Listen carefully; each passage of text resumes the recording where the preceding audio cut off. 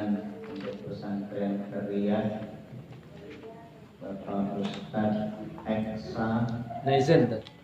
Naizen itu yang keren masalah. Naizen. Iya. Dan seluruh asatiz yang mudah-mudahan selalu mendapatkan curahan rahmat dari Allah Subhanahu wa taala. Amin. Masih bersama Al-Fiqhul Manhaji ala madhhabil Imam Syafi'i rahimahullah taala, karya Syekh Al-Imam Al-Alim Dr. Mustafa Al-Khidri, Syekh Mustafa Al-Bura, Syekh Ali Asyarbaidi rahimahullah, wa nafa'ana bi'ulumihim fid dharain amin.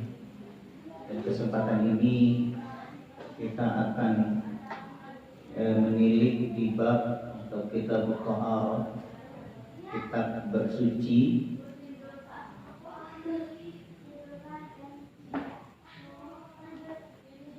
At-taharatu lughatan an-nadhafah. Taharah secara bahasa artinya bersih. Wat-takhallusu minal adnas, terhindar dari kotoran, bersih dari kotoran. Hissiyatan kanat kan najis, baik indrawi, artinya bisa digapai indra, seperti najis bukan terlihat mata, au ma'nawiyatan, atau maknawi, kalau uyu, seperti aib. Yuqalu tatahhara bil ma'i tanadhafa minad danas.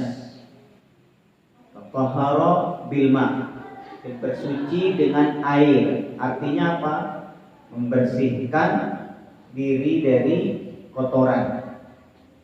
Wa tatahhara minal hasad, dia bersuci dari hasad, artinya baik indrawi maupun maknawi, ya, sifat-sifat yang tercela, bersih dari kotoran yang terlihat atau sifat-sifat tercela, seperti bersih dari sifat sombong, nah itu suci. Bersih dari iri, suci. Bersih dari apalagi ini sifat-sifat hati, ya, yang buruk, ya, ini terhindar dari situ, dinamakan taharah. Itu secara bahasa. Taharah artinya bersih. Secara syariat, istilah fikih, taharah adalah fi'lu ma tustabahu bihi sholatu au ma fi hukmiha, melakukan perbuatan yang dengan perbuatan ini diperbolehkan sholat, au ma fi hukmiha, atau yang masuk dalam kategori ini, kategori memerlukan wudu, itu namanya taharah. Jadi melakukan sesuatu yang dengan ini dibolehkan sholat atau yang sejenisnya, membaca Al-Quran, ya, dan ibadah-ibadah yang lain. Contoh bersuci adalah kal wudu liman kana ghairu mutawaddi, seperti berwudu bagi orang yang tidak punya wudu. Wal ghusli liman wajaba alaihil ghusl, mandi bagi orang yang mesti mandi, wajib mandi. Wa izalatin najasati, menghilangkan najis dari badan, dari pakaian, dari tempat, itu namanya bersuci. Di sini ada berapa nih terlihat? Ada 3 bersuci itu. Dan itu nanti rentetan itu akan kita bahas satu persatu. Yang pertama berwudu, yang kedua mandi. Kalau ada uzur atau air tidak ada, tayamum masuk juga dalam kategori ini. Dan izalatun najasah, membersihkan, menghilangkan najis. Ini namanya bersuci. Jadi ada 4. Kalau kita mendengar kata bersuci, itulah wudu, mandi. Kalau nggak bisa wudu, nggak bisa mandi, atau tidak ada sarananya, air, tayamum, dan menghilangkan najis. 4. Inayatul Islam bin nadhafati wat taharah. Jadi perhatian Islam terhadap kebersihan dan kesucian ini luar biasa sekali. Ini terbukti yang pertama, al-amru bil wudu li ajli shalah kulla yawmin 'iddata marrat. Perhatian Islam terhadap kebersihan luar biasa. Islam memerintahkan umatnya untuk berwudu dalam melaksanakan sholat setiap hari. Setiap hari. Dan satu hari itu beberapa kali bisa. Beberapa kali. Ada pertanyaan, kalau saya wudunya cuma sekali Ustaz, subuh saja, sholat 5 waktu, wudunya sekali itu, boleh? Boleh, selama dia belum batal. Kalau dia kuat ya, dari subuh sampai isya dia tidak batal. Kalau tidak batal, bisa melaksanakan sholat dengan wudu yang satu kali itu. Qala Allah Ta'ala, ya ayyuhalladzina amanu idza qumtum ila sholati faghsilu wujuhakum. Ya ayyuhalladzina amanu, hai orang-orang yang beriman, idza qumtum. Dan ini juga perlu dipahami dengan baik. Qumtum itu fi'il madhi, qoma. Fi'il madhi itu artinya apa? Telah, ya. Artinya apa? Ini kalau tidak hati-hati, ini bisa ngeri juga, bisa kebalik ya. Idza qumtum ila shalah, jika kalian selesai melaksanakan sholat, faghsilu wujuhakum, maka basuhlah wajah kalian, maka berwudulah. Lihat ya. Ini supaya kita nggak terjebak nanti. Pemahaman ke bahasa Arabnya juga. Wahai orang-orang yang beriman, idza qumtum ila shalah, qumtum telah. Mati kan? Jika kalian telah melaksanakan sholat, maka berwudulah. Jadi wudunya kapan? Setelah sholat atau sebelum? Setelah. Tapi yang begini ini kan bermasalah. Kenapa? Karena idza qumtum ini syarat. Dalam bahasa Arab ini ada jumlah syartiyah. Dia walau bentuknya fi'il madhi, kata kerja lampau, tetapi maknanya mendatang.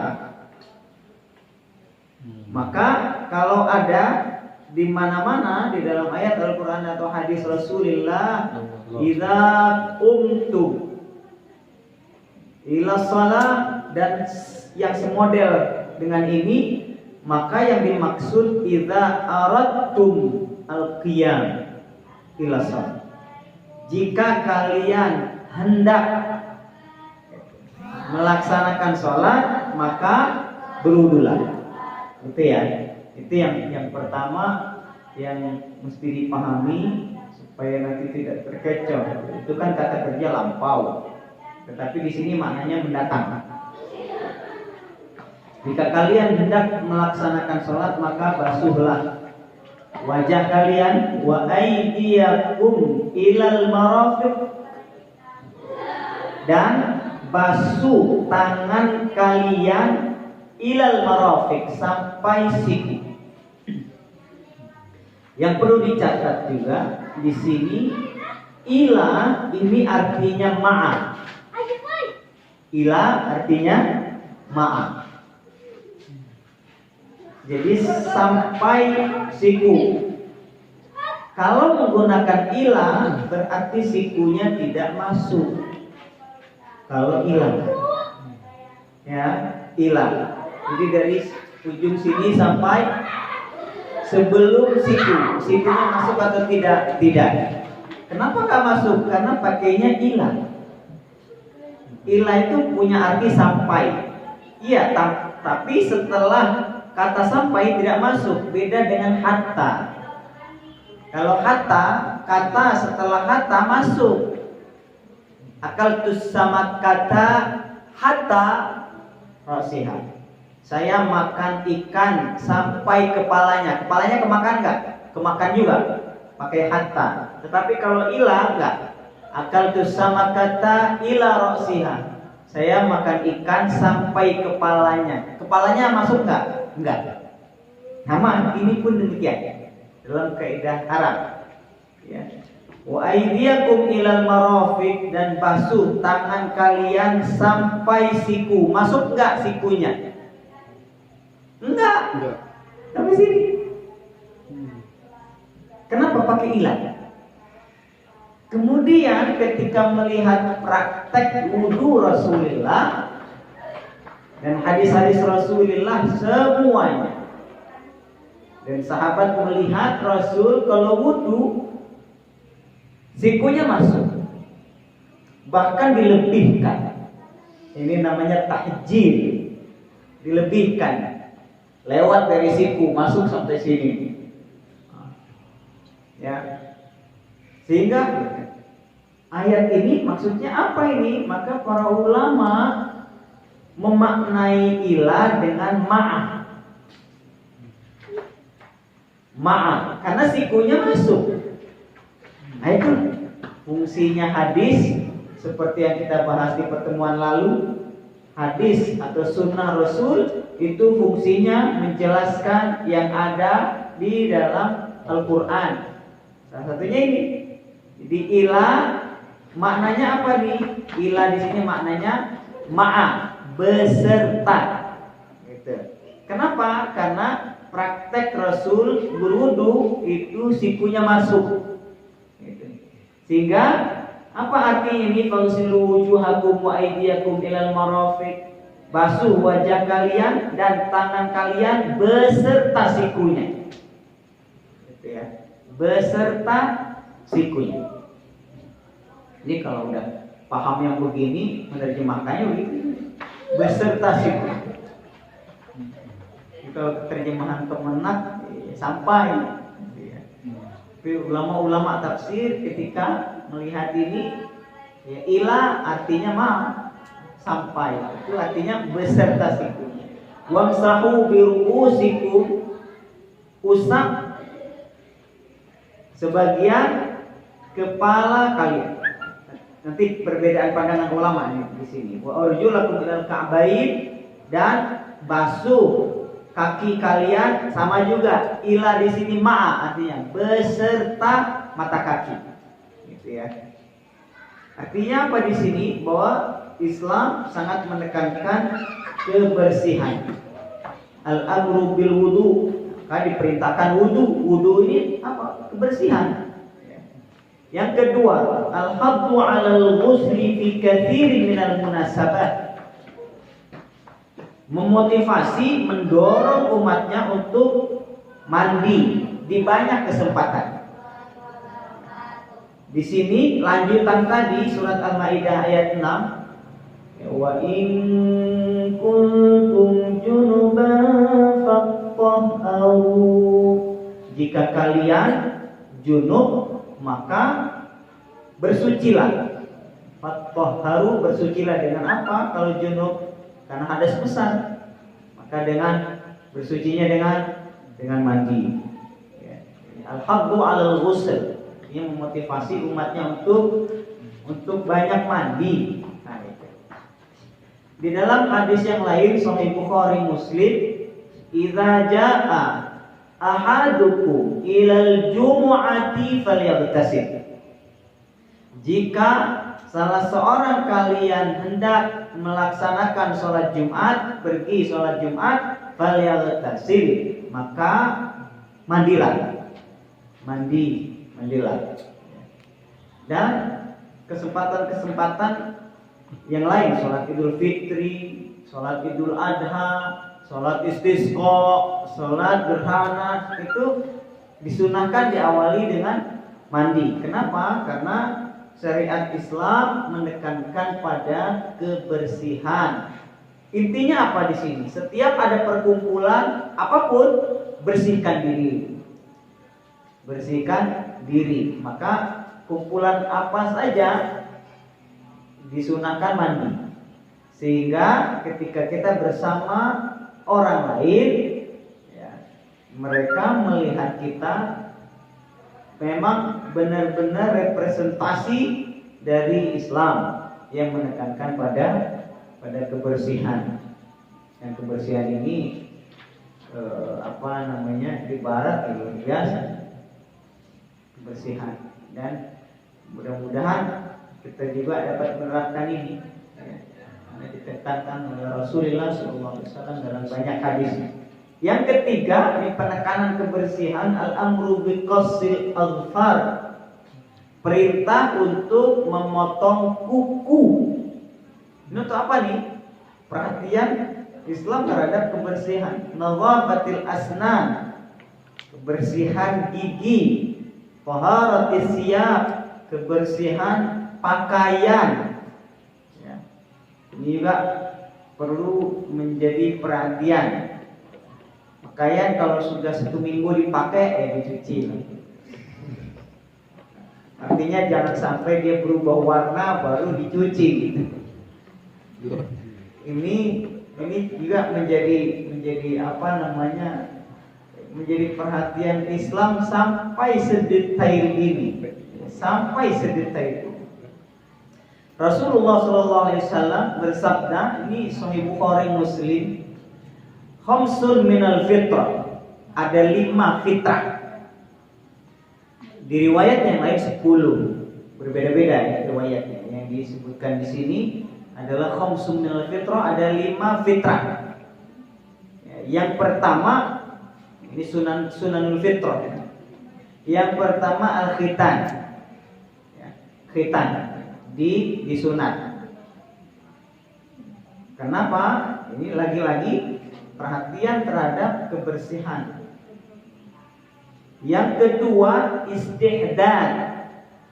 Dalam hadis wal istihdad, artinya halqul ana, mencukur rambut kemaluan. Bagian dari kebersihan juga. Wa natful ibti, natfu al-ibti, mencabut bulu ketiak. Jadi beda ketika yang tadi itu mencukur, di sini natf. Natf itu mencabut. Bulu ketiak itu yang mencabut, dicabut. Tetapi apakah ada pertanyaan iseng juga, kalau saya nggak kuat nyabut gimana, sakit betul bulu itu dicabut, boleh nggak dicukur? Boleh, ya. Jadi di sini karena di era itu dan memang bulu ketiak itu dicabut bukan dicukur, gitu ya. Tapi bagi yang mampu, kalau yang tidak sesuai dengan kemampuan, gitu ya. Dan ini bagian dari sunnah, kesunahan. Jadi jangan gara-gara hal-hal yang demikian ada orang yang mencukur bulu ketiak itu nggak sesuai sunnah, katanya. Sesuai sunnah itu mencabut, gitu. Bid'ah. Ini karena setiap orang berbeda-beda kondisi kulit. Orang dicabut berdarah, ada seperti itu. Tapi yang ditekankan di sini apa? Yang ditekankan adalah kebersihan. Yang keempat, taklimul adhafir, memotong kuku.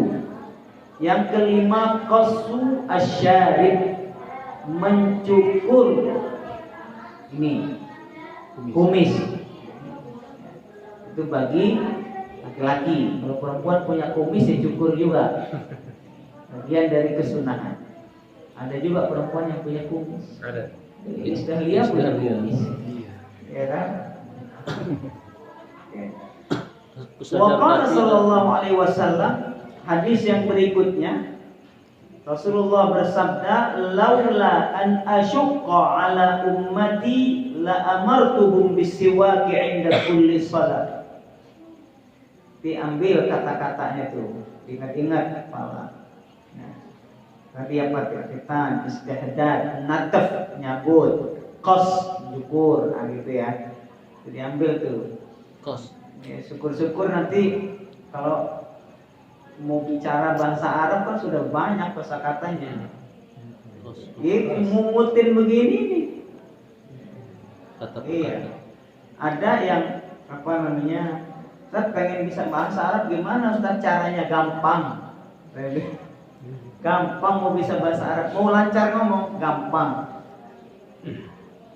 Punya kosakata yang banyak.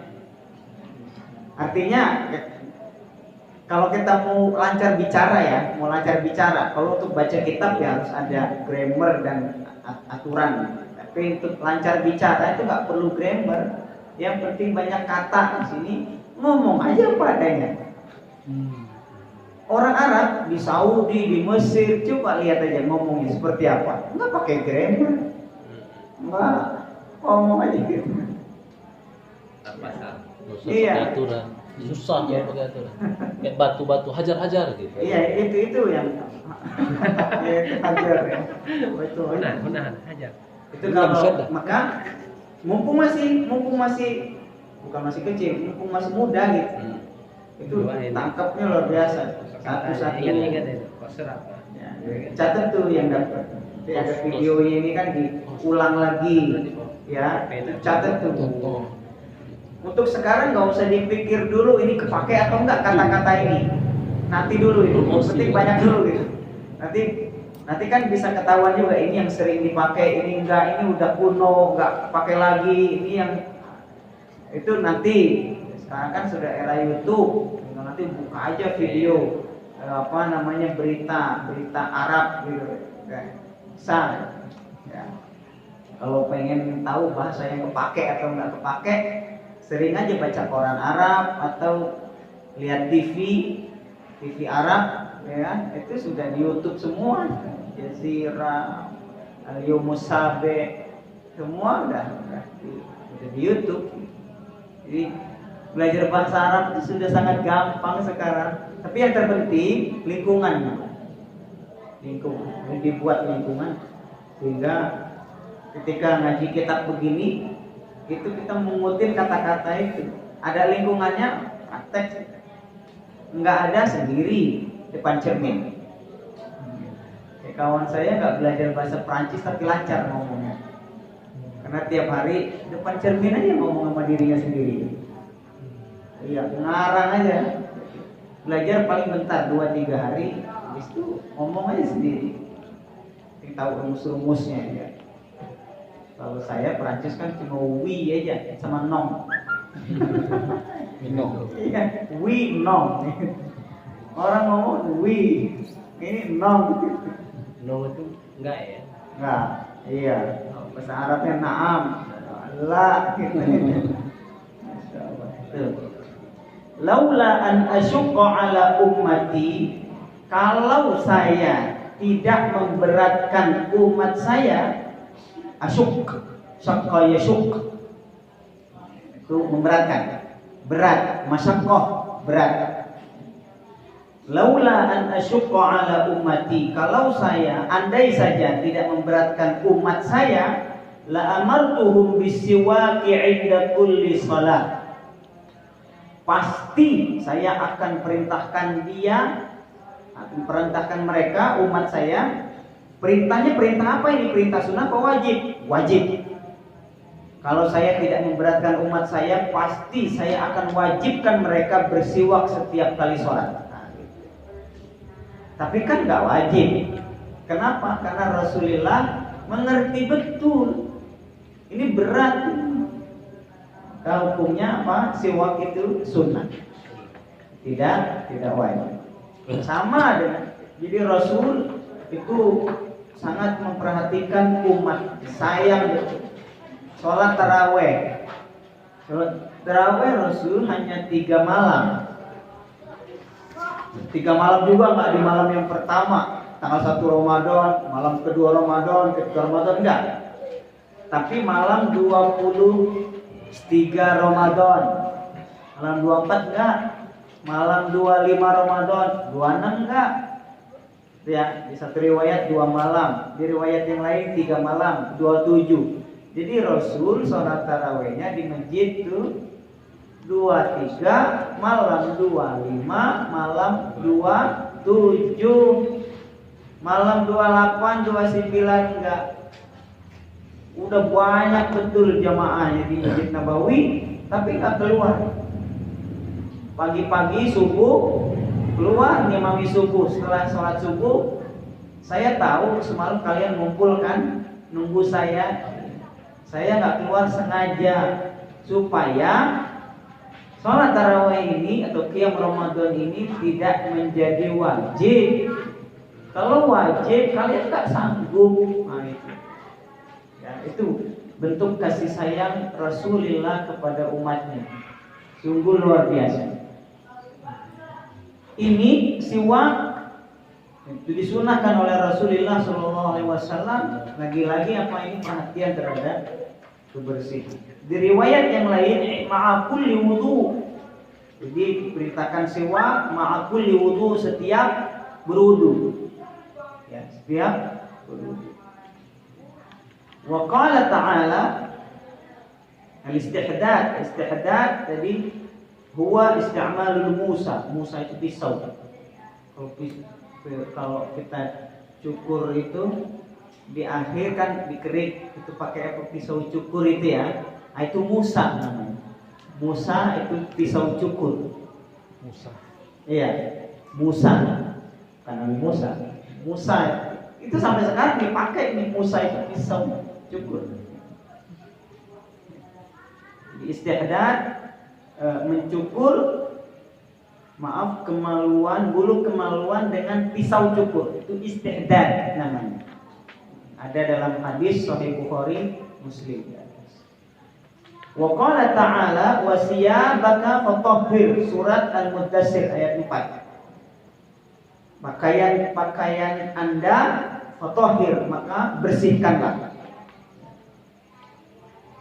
Wa qala Nabi sallallahu alaihi wasallam li ashabihi innakum qadimuna, ini hadis riwayat Abu Dawud.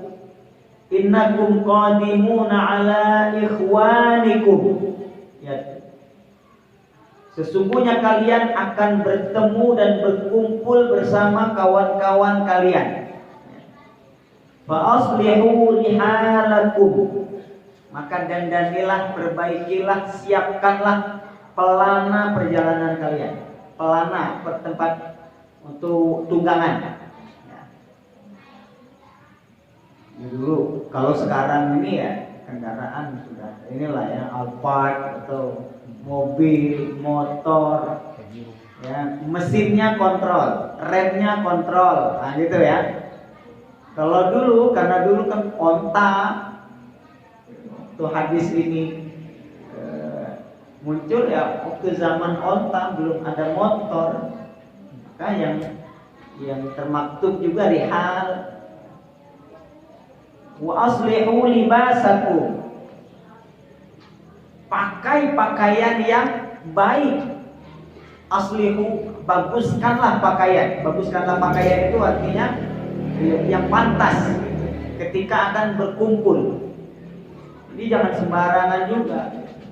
Kumpul orang banyak dan apalagi orang-orang penting misalkan, itu perlu juga memperhatikan penampilan.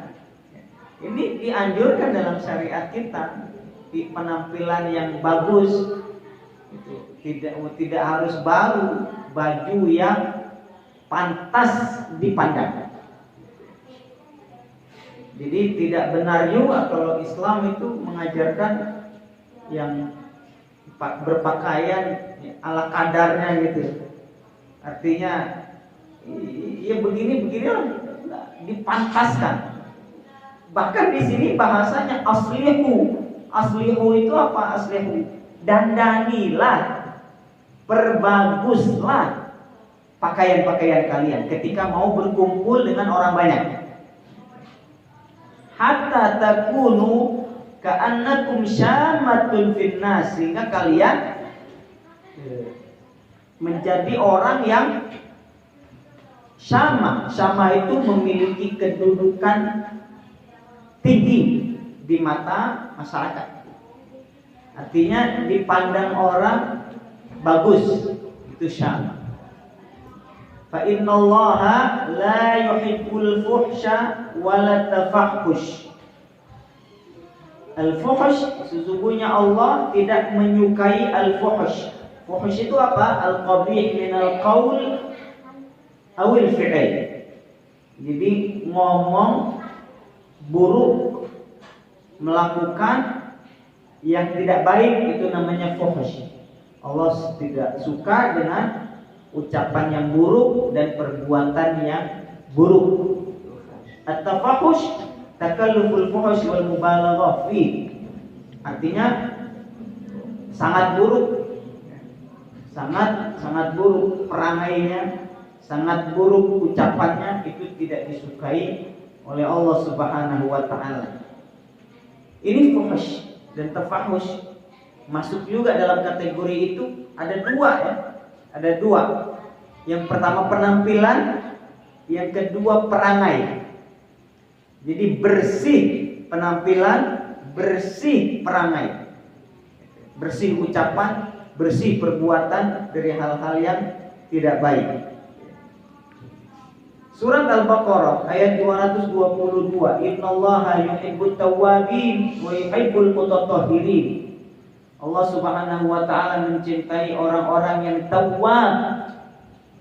Tawwab, apa artinya tawwab? Orang-orang yang suka taubat.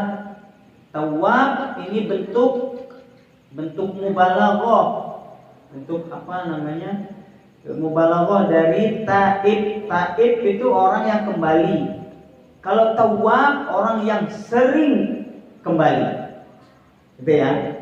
Orang yang sering kembali. Karena ada yang bertanya begini, Ustaz, kalau saya sudah taubatan nasuha, taubat nasuha nih, terus besok itu tergelincir melakukan dosa gitu, apakah yang kemarin taubat itu bukan nasuha, Ustaz?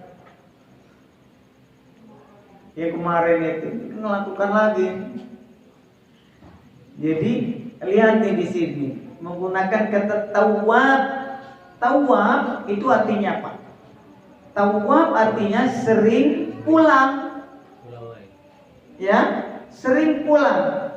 Kalau orang sering pulang berarti sering keluar.